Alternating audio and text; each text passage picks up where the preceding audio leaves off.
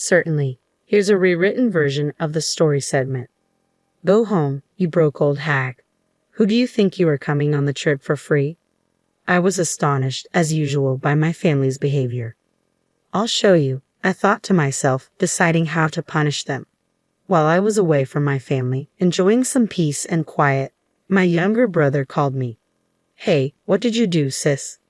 My name is Karen, a 30-year-old office worker. I have a boyfriend of 3 years named Adam, a wonderful man who is gentle, caring, and considerate. We met in university. He was a senior when I was a junior. Whenever I had work or personal troubles, I often confided in him. He would listen empathetically to my stories and give me sound advice. After graduation, we continued to meet regularly, and one day he confessed his feelings to me. That's when we started dating. Since then, we've been getting along well, and I started thinking that we might marry someday.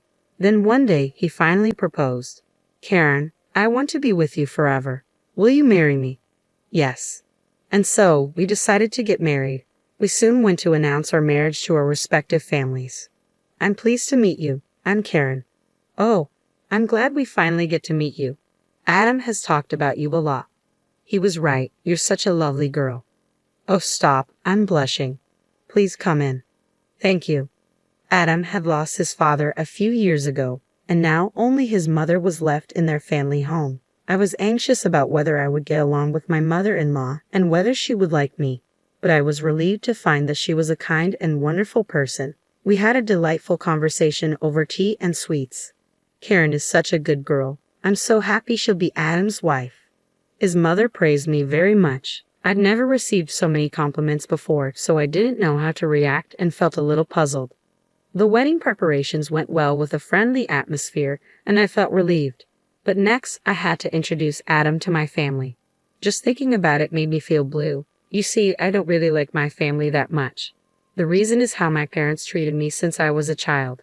Both of my parents were athletic, my mother in track and field, and my father in soccer. Because they were both good enough to be recommended to university, they had high expectations for their children to excel in sports as well. But I didn't have the athletic ability they hoped for. They tried to enroll me in various sports lessons, hoping I would excel at something. I remember being made to play basketball, swim, play table tennis, and even figure skate. However, I had fundamentally poor athletic ability.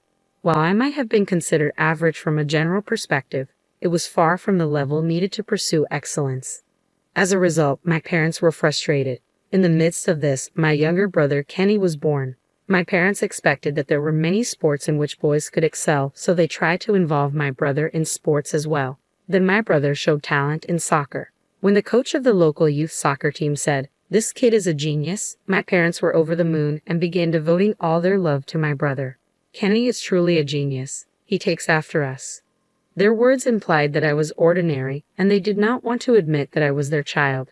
No matter what my parents did, they favored my brother and didn't care about me. I progressed through middle school and then high school, but my parents remained indifferent. Even when I worked hard and achieved decent grades, they dismissed my efforts, saying academic success was meaningless. When I expressed my desire to attend college, they replied coldly, "We can't pay for your tuition. You'll have to manage on your own." Determined, I secured a scholarship for college. Meanwhile, my brother continued to excel in soccer, earning a recommendation to a prestigious high school. My parents were ecstatic, convinced he would go pro.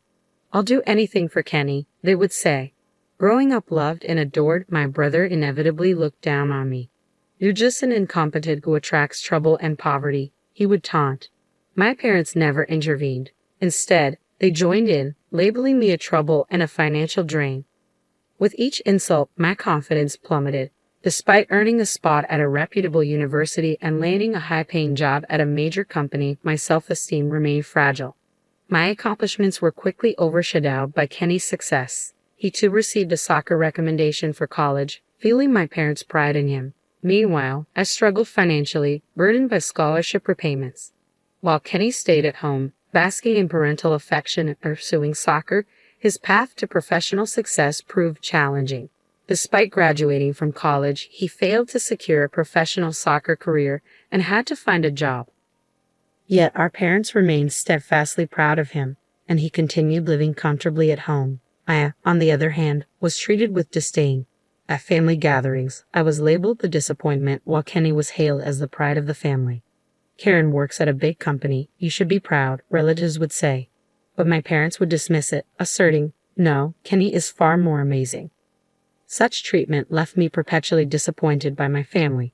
My family treated me so poorly that I had stopped attending New Year's gatherings altogether. So, I was extremely hesitant about introducing Adam, my dear fiancé, to them. I had already briefed Adam about my parents and brother and their dismissive attitude towards me. However, he insisted on making a proper wedding greeting, so I reluctantly decided to visit my parents' house for the first time in several years. I called my mother to share the news of my impending marriage. What? No, long time no see, or how are you? Just straight to the point, I thought bitterly, knowing this was exactly what I could expect from her after all this time. Can you hurry up and tell me what you want? She curtly replied. I'm getting married, I stammered. He wants to say hi to you, so I was wondering if you'd meet with him. Why do I have to go through all that trouble? Her coldness pierced me, and disappointment washed over me once again. Then, I heard my brother's voice in the background. Mom, who are you talking to? It's Karen. She said she's getting married and wants to bring her fiancé to say hello. Well, that sounds interesting. I want to see how dull the other guy is. Let's meet him, my brother chimed in. Really? Well, if you say so. My mother finally relented. She picked up the phone and said, hello. You can come and say hello. Mixed feelings welled up inside me. I could hear their conversation, and despite everything, Adam still wanted to meet them. So, I decided to visit my parents' house on my next day off, preparing myself for potentially more hurtful behavior. I look forward to it, Adam said reassuringly. If the conversation over the phone is true like you said, wow, I replied, a hint of nervousness in my voice. It's not funny. I've had some really bad experiences, I explained, feeling the weight of past disappointments. Sorry, but if we're going to get married, I'm going to have to meet your family, Adam insisted gently. Okay, I sighed reluctantly, preparing myself for what was to come. We drove to my parents' house. When we arrived, I pressed the intercom, but no one answered. Upon entering the living room, I found my entire family seated on the sofa.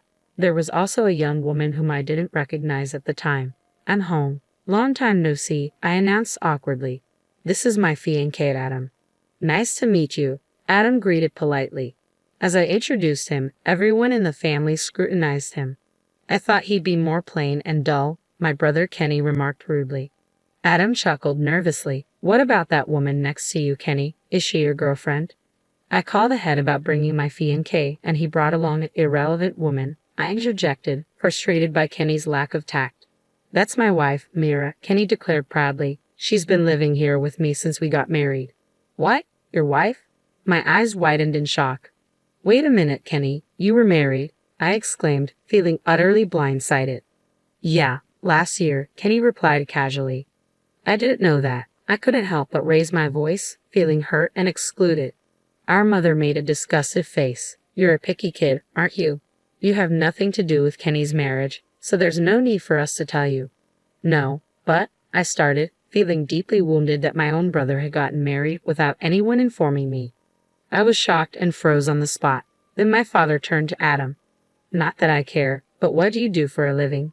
I know it can't be much if you're marrying Karen, but I'll ask anyway. My father's words snapped me back to reality. I clenched my fists in anger, determined not to let anyone belittle my precious fiancé. Adam noticed and lightly restrained me with his hand. Apologies for the oversight. Allow me to introduce myself properly, Adam said calmly, handing his business card to my father. My father glanced at the card with a look of disdain, but then his eyes widened. A lawyer, he shouted, and the whole room, including Kenny's new wife, fell silent in shock. This is amazing. Mother, get him some tea, quickly, my father ordered, his tone completely changed. Yes, right away, my mother stammered. Wow, a real lawyer. Cool, my family members echoed, their attitudes blatantly shifting. Adam rolled his eyes in dismay. I never would have imagined that Karen would be marrying a lawyer. Why didn't she say so? My father mused, suddenly interested. Is the salary good? Could you buy me a fancy bag for my birthday? I was appalled at their shameless comments. As for my brother's wife, she seemed equally brazen. How could she say such things to my fiancé when she has never even met me before? I thought. Adam chuckled and replied, "We're going to be a family now, so let's take care of each other." "Yes, let's take care of each other," my mother echoed, though I had a bad feeling about it.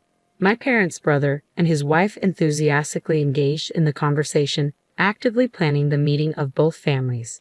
Their behavior was so over the top that even Adam's mother was visibly taken aback. After the meeting, I apologized to Adam's mother, but she smiled and reassured me. "Don't worry about it. Adam told me everything." I felt relieved. Adam's mother was truly a kind person. About 2 months later, Adam and I had our wedding ceremony. To my surprise, my entire family, who had always treated me poorly and wanted nothing to do with me, attended. Following the wedding, they began contacting me more frequently. "Would you and your husband like to have dinner with us sometime? I know a great restaurant." My mother would start each call. It was clear she was trying to ingratiate herself because Adam was a lawyer and made a lot of money. But I wasn't going to fall for her scheme. "I'm a little busy right now, so I don't think I'll be able to make it. I'll let you know when I can." "Okay, I'll wait for your call. Any time is fine for us," she'd reply in an overly cheerful voice. It was obvious she didn't care about me, only about exploiting my marriage to a wealthy man. After a few months of no contact, she called again. "Hey Karen, when are you going to get together with us?" she asked in a giggling tone. "I'm sorry, I've been a little busy," I responded, about to hang up. "We're talking about celebrating my 60th birthday," she continued. "We've been paying for your high school education, and your father and I have supported you, haven't we? I think it's only right that you return the favor a little." Reading between the lines, it was clear she was hinting that I should pay them back. While it was true that they had supported me through high school, I had funded my own college education. Nonetheless, I felt a sense of obligation. "All right, we'll join in the celebration," I agreed reluctantly. "Really? Then we're planning a family vacation. Let's go together," she said, her tone filled with excitement. "A family vacation," I echoed, feeling a mix of dread and resignation. I didn't like the idea, but I thought it would give my husband and me some time alone together. When I told Adam, he agreed, so we decided to join the family trip. When I informed my mother, she was overjoyed. "I'll send you links to the hotels we want to stay at and the plans for other things." "What?" I was taken aback as she sent me numerous links. Reluctantly, I reviewed the contents and found websites for luxury hotels and restaurants. I was appalled at how extravagant the trip was becoming, clearly a ploy for them to extract money from us.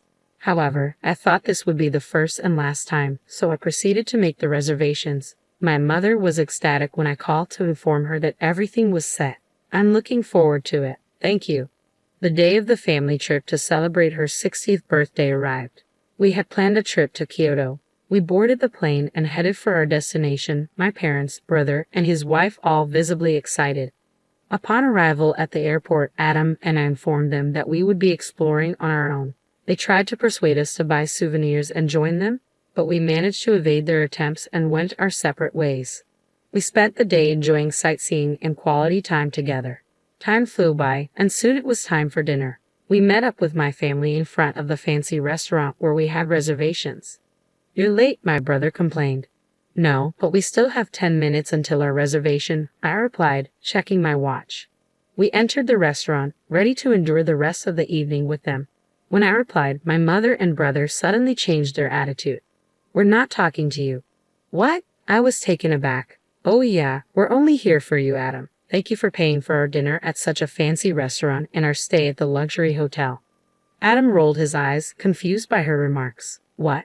Then my brother turned to me. "You're done here, sis." "What?" "I'm saying Adam's parasite has no right to have a good time," he sneered. "Hey, what are you talking about?" I asked, still bewildered. They started shouting. "Go home, you broke old hag. Who the hell do you think you are, coming along on a free trip?" As usual, I was astonished at my family's behavior. It became clear they planned to exclude me from the beginning. I whispered to Adam, "I'll show you how I decided to punish them." "Okay, I'll leave," I announced. My parents, brother, and his wife looked triumphant as they led Adam into the restaurant. Quickly, I made some arrangements. Fortunately, a good hotel had a cancellation, and I reserved a room there. I checked in, took a relaxing bath, and enjoyed the stunning view, relishing my time away from my family.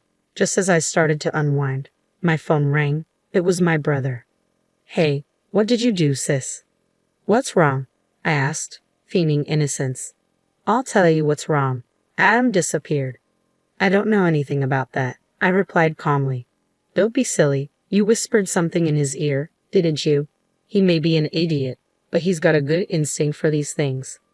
Yeah, well, it's no big deal, I said, smiling to myself. I told him I'd be staying at a different hotel and that he could come over anytime. Don't be silly, Adam. My brother snapped. He said he got a phone call before the food came, got up from his seat, and didn't come back. We had to pay for that expensive food and to drink ourselves. Oh, really? But it's your mother's 60th birthday celebration. Isn't it normal for you to pay? Shut up. I'm going to charge you for it later. My brother fumed and hung up the phone. Soon after, Adam arrived at the hotel where I was staying, smiling. How did it go? Was he mad? I asked. He was furious. You were supposed to handle the flight, the restaurant, and the hotel bill, but they misunderstood and treated you so poorly. Those people are beyond saving, Adam said, shaking his head in disbelief. We gathered ourselves and enjoyed a meal at the hotel's high-class restaurant. Afterward, we relaxed in our room and welcomed the next morning refreshed. We woke up early and enjoyed sightseeing. To avoid conflicting with my parents, we changed our flight time and left early. While waiting for our flight, my phone buzzed with numerous calls from my mother. Hello, what's wrong? I answered. What the hell is going on? Why aren't you paying for our accommodations? She demanded. Because that's how I made the reservation. Don't be silly. I can't pay $700 per person. You had a good time. You should pay for it unless, of course, you want to get caught. That's enough. You are a parasite and a smug. You're the parasite, I snapped back. I was going to pay for this family vacation with all the money I've saved as a way of repaying you for all the support you've given me. It's your fault that you misunderstood and turned me away. What? Did you plan to pay for your own accommodation, food, and drink? Yes, that's what I'm saying. Oh no, there's no way you can afford that much money. Don't underestimate me. I work for the head office of a big company, and I'm a section chief there. I have quite a bit of money saved up, and my monthly salary is a lot higher than Dad's. What? My mother was absolutely stunned when she learned the truth. But it doesn't matter anymore. I've decided to cut you all off completely. I've got a plane to catch, so goodbye. I hung up and blocked all calls from my family's numbers. Fortunately, I hadn't told them where I worked or where we lived, so they couldn't reach me. However, the idiots stormed into the lawyer's office listed on the business card Adam had given them, demanding to see him and disrupting his business. My brother even broke some equipment, which was reported to the police. They were arrested and had to pay for the damage and fines. After spending so much money on a family vacation and because of the arrests, both my father and brother were fired from their jobs. Now they are all working part-time or as freelancers, living unwealthy lives and constantly bickering with each other. They really are idiots and deserve it. Meanwhile, Adam and I are still living happily. I got pregnant and gave birth to a beautiful baby girl. We rejoice over the birth of our daughter with my husband and mother-in-law. I will continue to cherish my husband, mother-in-law, and daughter and enjoy a happy life with them.